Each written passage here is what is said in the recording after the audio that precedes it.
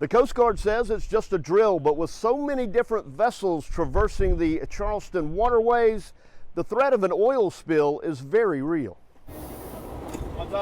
This drill is a full-scale exercise. Clear. And this is done to test our capabilities. Capabilities that are tested almost daily in the real world.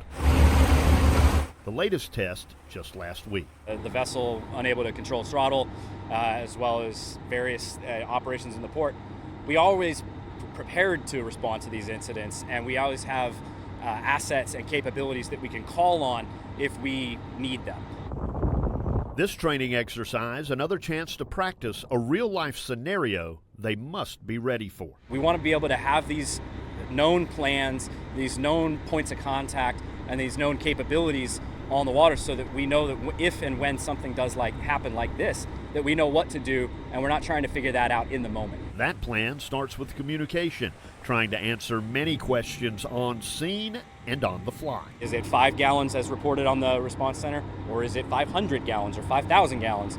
Do we need to take immediate action? Has the facility activated their response plan? Do we have a company, an OSRO is what's called an oil spill response organization, en route to establish containment and begin the cleanup process? And that can both expand and contract depending on the severity of the situation. A big key with this particular training, something called booming.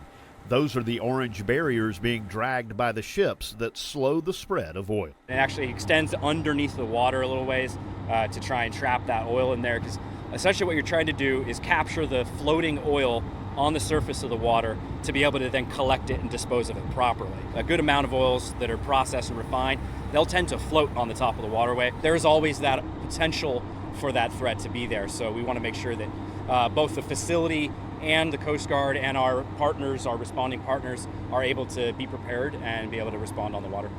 The Coast Guard says they do full training simulations like these about once every 3 years on a variety of different scenarios. Working for you, Webb Wright, News 4.